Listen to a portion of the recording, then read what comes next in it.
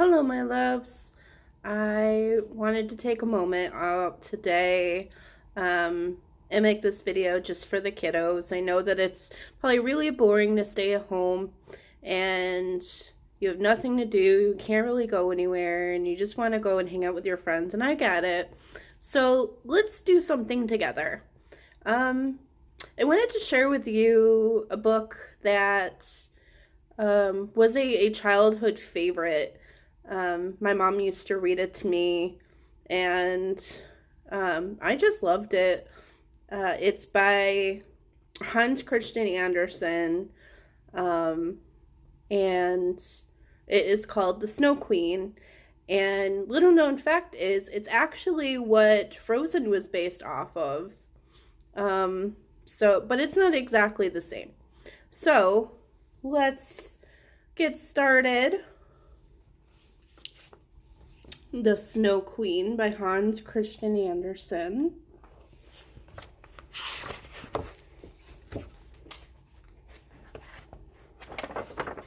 The pictures in here are just beautiful. So, long, long ago, when trolls still lived upon the earth, there was one more evil than all the others, and he was called the Devil. He loved to mock human beings, and so he invented a mirror that made everything that was beautiful and good appear strange and horrid. And at first, the trolls only played with the mirror, holding it to the world and laughing at the reflections. But one day, they flew up into the sky with it, and the mirror spun out of their hands. Down, down, down it fell, shattering into a million pieces. And some were as tiny as grains of sand, and when the wind came, it blew the pieces everywhere. If one of those ever entered a person's eye, nothing looked right ever again. But far worse was the fate of someone whose heart was pierced by a sliver of the mirror. The person would soon forget the pain, and he would go on as before, never knowing that the heart inside him had frozen into ice. And I hope you can see this, but here's them looking into the mirror.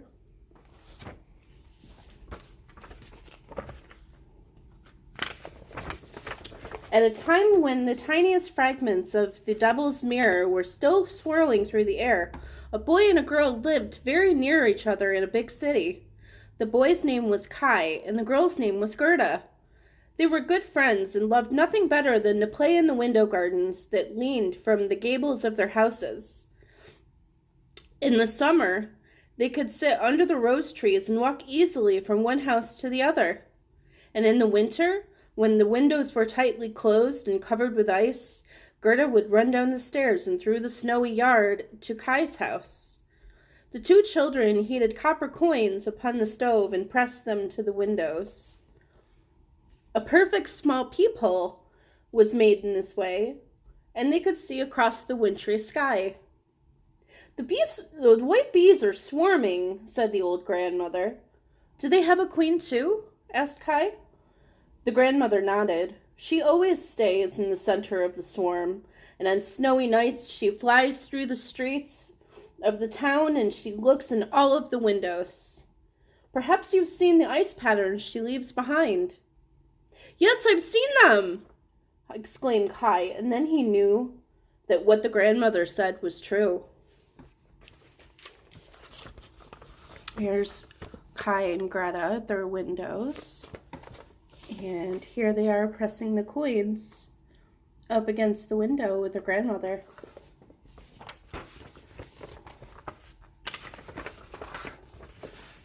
Late that night, as Kai was getting ready for bed, he went to the window and he looked out through his peephole. It was snowing softly, and as Kai watched, the snowflakes piled one on the other until they took the shape of a woman. She was made of glittering ice, and her eyes shone like two stars, yet neither rest nor peace was in them. She nodded and beckoned to Kai. He jumped back in terror, and in that moment a shadow passed the window as if a great bird had flown by. It was the last storm of the winter, and soon the thaws came and the earth grew green. Once again, Roses bloomed in the window gardens, and the children were able to sit outside. Late one afternoon, as the church bell struck the hour, Kai suddenly cried out. "What is it?" asked Gerda. "Something pricked my heart," Kai said, and then he gasped again. "Something sharp is in my eye." Gerda looked into Kai's eyes, and there was nothing to be seen, but she cried because she felt sorry for him. "I think it's gone now," said Kai, but he was wrong, for one splinter of the devil's mirror had entered his eye, and the other had pierced his heart. And instantly he turned on Gerda and began to mock her. "Why are you crying? You look ugly when you cry. There is nothing the matter with me." "Look!" he shouted. "That rose up there is growing all crooked, and that one's been eaten by a worm. How horrid they are!" Then he tore off the roses and he stamped on them. "What are you doing, Kai?" cried Gerda. And when he saw how frightened she was, he pulled off another flower and climbed through the window into his own house, leaving Gerda to sit outside all alone. Well, that's not very nice. And here's the picture on the next page.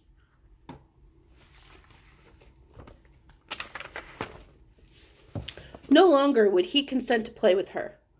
Now his games were more grown up. And one winter day, when snow was falling, he came by with his sled upon his back and wearing his wool cap. He screamed into Gerda's ear as loudly as he could. "I've been allowed to go down to the square and play with the other boys." And away he went without ever looking back. Now it was the custom in the town for the bigger boys to tie their sleds into the farmers' carts, and they would travel fast over the hard-packed snow and get a wonderful ride. And while they were playing in this way, a big white sled came into the square and circled twice.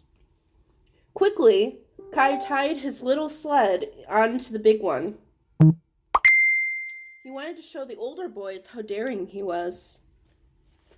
Faster and faster they rode. Soon the town was far behind. Kai wanted to untie his sled, but each time he was about to do it, the driver smiled at him so kindly that he didn't. It was as if they were already friends. And the snow fell more thickly. Snowflakes swirled around them, and the sled moved like the wind. Kai was very frightened. He tried to say his prayers, but he could only remember his multiplication tables. The snowflakes grew and grew until they looked like white hens running near them. At last, the big sled stopped and the driver stood up. Kai knew her at once. She was the Snow Queen. "How cold you look," she said. "Come closer and let me warm you." She put her cloak around Kai and kissed his forehead. Her kiss was like an icy wound, yet at once Kai felt stronger, and he did not notice how cold the air was. As he stared into the Snow Queen's face, he thought he'd never seen anyone more wise or beautiful. The longer he looked, the less he knew. And soon, all memory of Gerda and the grandmother vanished. They set out again, and now they left the earth and were flying in the air. They circled back over his town, but Kai did not even see it. Above oceans, lakes, and mountains they flew, spurred by the wind. He could hear the cry of the wolves and the cawing of the crows. The white moon came out and traveled with them across the sky. And when daytime came, Kai slept at the feet of the Snow Queen. And here's the picture. It's Kai running with his sled.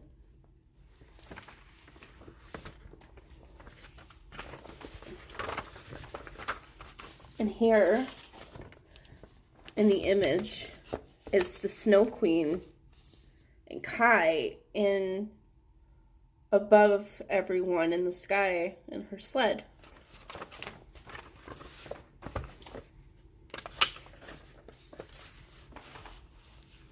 It was a sad gray winter, and as time passed, people in the town began to say that Kai must have drowned in the icy river that ran close to the square where the boys played with their sleds.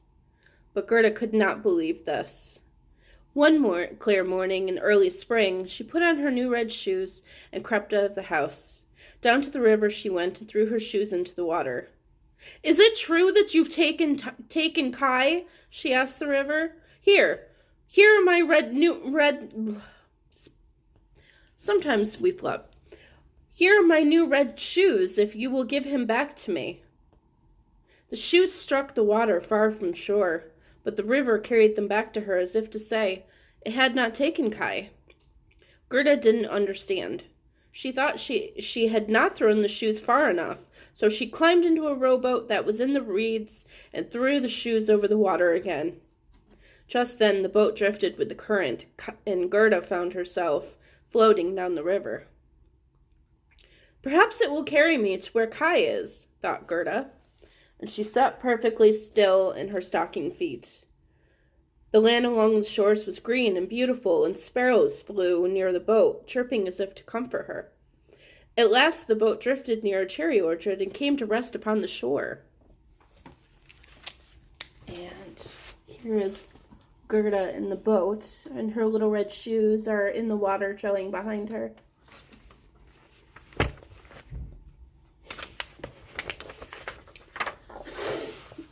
An old lady came out of a strange little house nearby and caught hold of the boat with her shepherd's crook. "You poor little thing," she said to Gerda. "Tell me who you are and how you've come to be here." "I'm searching for my playmate," said Gerda, and she told the old woman everything. "You must not be sad. Your friend will probably pass this way soon. Come and eat my cherries, and I will show you all the flowers in my garden." The old woman took Gerda by the hand and led her into the house. The windows were made of colored glass, and strange light shone in the room. And on a table lay a silver bowl full of ripe cherries. And as Gerda ate them and stayed with the woman, she thought of Kai less and less. The old woman knew witchcraft, but she was not evil, and she'd always wanted a little girl. And that evening, when Gerda had fallen asleep, the woman went in the garden and pointed her shepherd's crook at the rose trees. At once they sank into the ground and disappeared. She was afraid that if Gerda saw the roses, she would think of Kai and run away. In the morning, she took the girl outside and showed her the garden. And Gerda played in the golden sunshine with the flowers and came to know everyone. But always something seemed to be missing, and she couldn't think of what it was. And here is Gerda and the old woman at her cottage.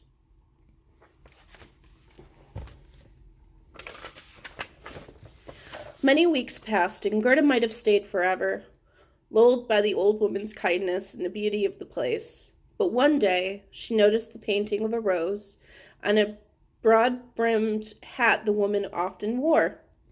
At once she leaped up and ran outside. Why were there no roses among all of the flowers in the garden? Gerda was so sad that she wept, and where her tears fell, a rose tree suddenly grew up. She breathed in the fragrance of the flowers and thought of the roses at home and of Kai. "I've stayed here far too long," she cried. "I must find Kai. Do you know where he is?" she asked the roses. "He is not dead," they answered. "We have been down under the earth where the dead people are, and Kai was not there." Gerda ran among the flowers, asking all of them if they had seen Kai. But through the flowers sang to her, they knew only the words to their own songs.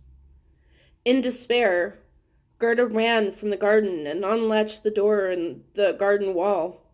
Outside, the earth was cold and gray. Suddenly, Gerda realized that it was late autumn. Back in the old woman's garden, she hadn't seen the seasons change. And there it was always summer. And the flowers, every season, bloomed at once. "I've wasted so much time," thought Gerda. "I must not wait here any longer." She walked through fields and forests, though there was frost in the ground and her bare feet stung. The leaves in the trees had turned to yellow, and a cold autumn mist dripped down through their branches. How harsh and sad the world seemed. Here is Gerda in the garden, peeking out the door.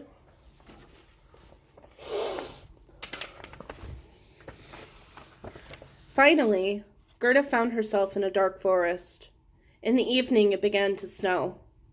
There was a whoosh of dark wings, and a large crow landed near her. "Caw, caw!" he cried.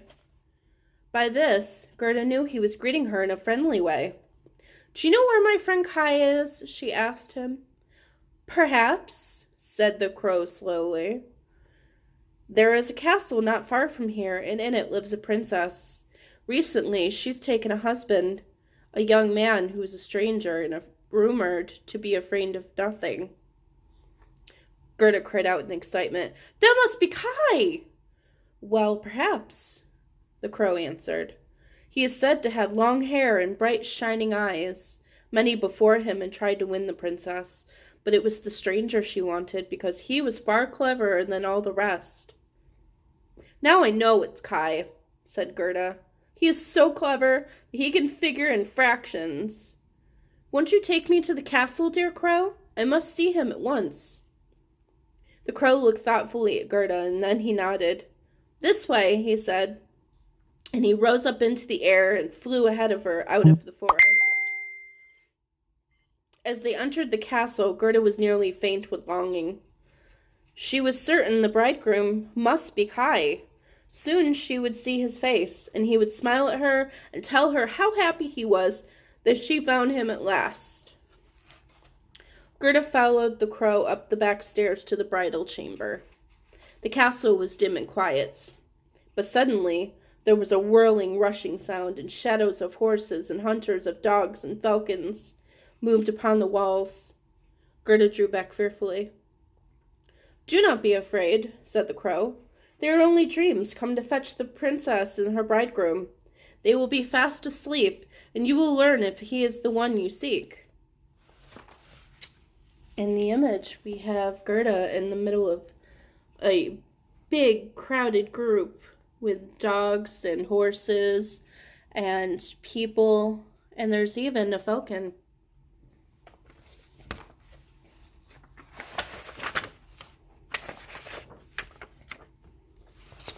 At last they arrived in the royal bedchamber.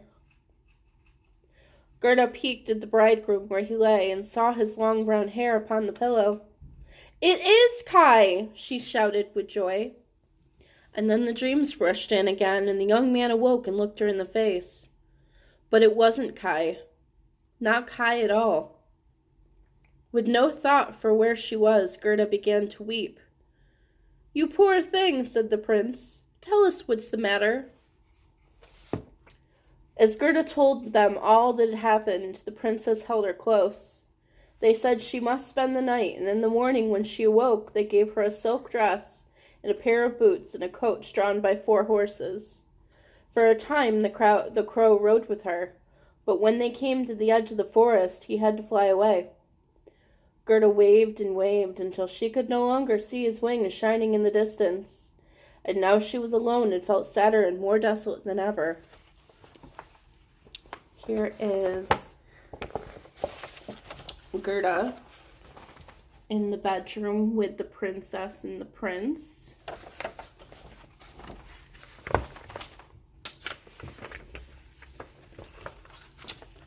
And here is Gerda in a carriage riding through the forest.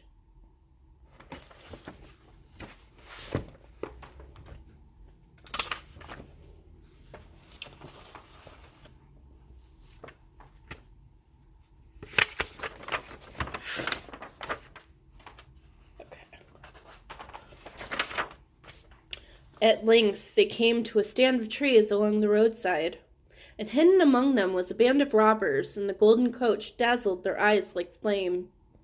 "Gold! Gold!" they screamed, flinging themselves upon it. They grabbed hold of the horses and killed the coachman, and then they dragged Gerda out upon the road. "She is lovely and plump," said an old robber woman. "I think I will have her for supper." She took a long knife from her belt, and her eyes sparkled with greed. But just as the robber woman was about to slit poor Gerda's throat, her daughter, whom she was carrying upon her back, bit her hard. "No, she is mine. I want to play with her," said the little robber girl. She was a spoiled and willful child, and so the robbers had to give in. Late that night, when they arrived at the robber's castle, the girl asked Gerda if she was a princess. "No, I'm not," answered Gerda. And then she told her how she was looking for Kai, and come to be riding in such a fine carriage.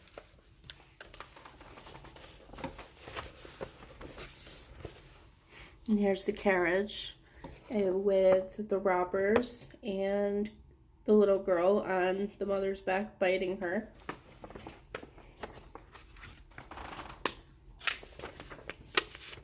The robber girl looked very seriously at her and nodded. "I won't allow them to kill you, even if I do get angry at you. I'll do it myself." Gerda was very frightened. The walls of the robber's castle were black with smoke, and ravens flew in and out of the tower. Dogs roamed freely through the halls. They jumped up in the air, but they did not bark. That was not permitted. And in the corner where the robber girl slept were all her pet animals. 2 wood pigeons were kept in a cage high up in the rafters, and a reindeer stood tied near her bed. "I like to keep them in prison," she told Gerda. "It amuses me to see their sorrow." The little robber girl went to sleep with her knife clutched in her hand, but Gerda was afraid to close her eyes. She did not know if she was going to live or die. In the middle of the night, suddenly one of the wood pigeons cooed. "We've seen Kai. He sat in the Snow Queen's sled, and the white hens ran near them. She's carried him to a land far to the north. You must ask the reindeer where it is. He will know." "Oh, yes. Ice and snow are always there. It is a wonderful place," said the reindeer. "There's an animal that can roam freely in the shining valleys. That is where I was born." And then he grew silent, remembering all he had lost. In the morning, Gerda told the robber girl what she had heard from the animals. She listened quite solemnly, and then she jumped out of bed and hugged Gerda. "I will help you. Leave me your pretty dress and boots. You shall take the reindeer. He will carry you to your friend." And here's Gerda with the animals talking to the reindeer.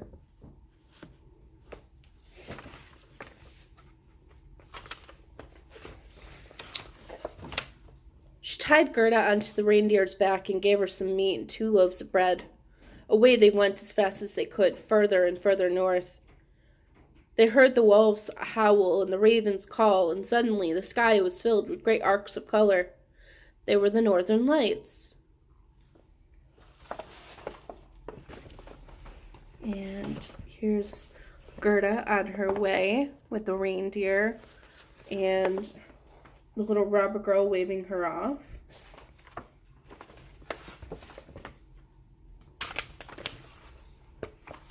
At last they came to a little cottage at the border of Lapland. An old woman came out, and they told her where they were bound. "You must find my friend, the Finnish woman. She will be able to help you," the old woman said. She wrote a note on a piece of dried codfish, and they set out once more. Oh, codfish. Ugh. When they reached the Finnish woman's house, they had to knock on the chimney, for the door was nearly buried under the snow. But inside the house it was hot as an oven, and the Finnish woman gave the reindeer a piece of ice to cool his head and read 3 times what was written on the codfish. Poor Gerda was so tired that she fell asleep in the corner. And then the reindeer and the Finnish woman talked together quietly. "You are very wise," the reindeer said. "Can't you make a magic drink so that Gerda will be able to defeat the Snow Queen?" The woman smiled at him and patted his nose. "I can give her no more power than she already has. Don't you see how people and animals must serve her? Don't you see how she's been able to journey so far, though her feet are bare? No, my friend. Gerda's power is in her heart. Her goodness and innocence are the only weapons against the Snow Queen." She woke her up then and lifted her onto the reindeer's back. He ran a short way over the snowy earth and sat her down beside a bush with red berries. It was at the edge of the Snow Queen's gardens. Gerda looked back at him only once and saw that his face was streaked with tears. Then she followed the path and ran toward the Snow Queen's palace as fast as she could. Suddenly, she saw hundreds of snowflakes. They whirled along just above the earth, growing larger as they came near, and some looked like huge porcupines, others like snakes writhing together. Still others were like bears with cruel, grinning faces, and all the snowflakes were blindingly white and horribly alive. They were the Snow Queen's army on the march. And here's the old woman sitting and talking with the reindeer.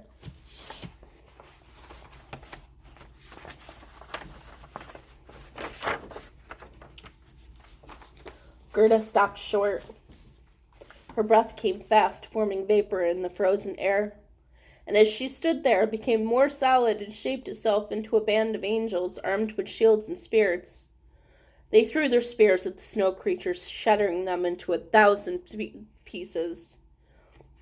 There were no more barriers after that, and Gerda was able to walk into the Snow Queen's palace. The palace walls were glittering ice, and the windows and doors were made of wind. And in the glare of the northern lights, Gerda could see the gates opening before her. Echoing, vast and cold, was the Snow Queen's palace. Yet Gerda had come so far already, and she was not afraid. Here is Gerda in the middle of all the chaos.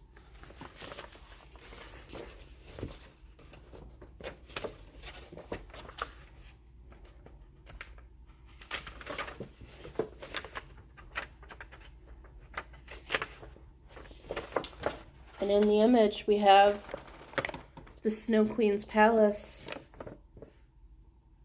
It is made entirely of snow and ice, and there are statues and grand features.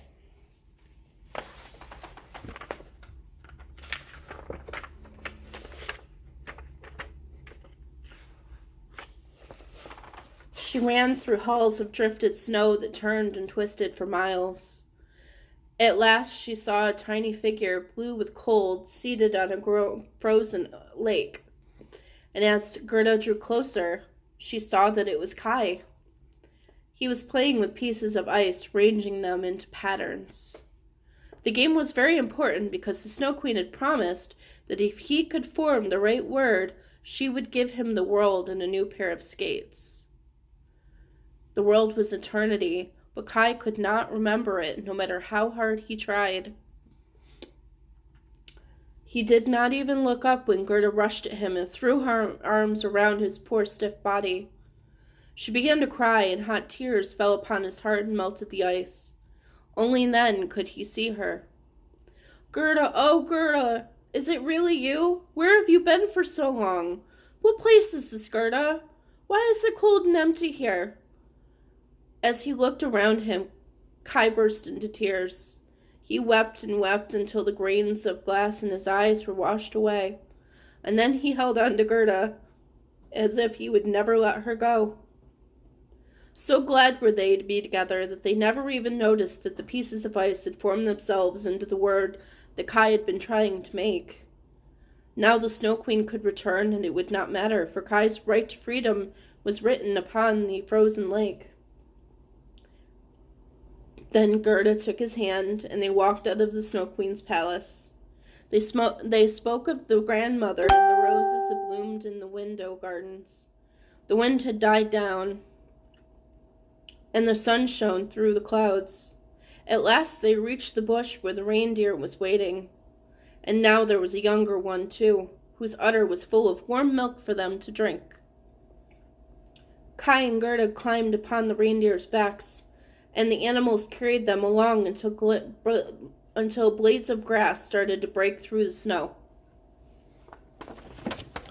And here is Gerda after she found Kai, giving him a big hug.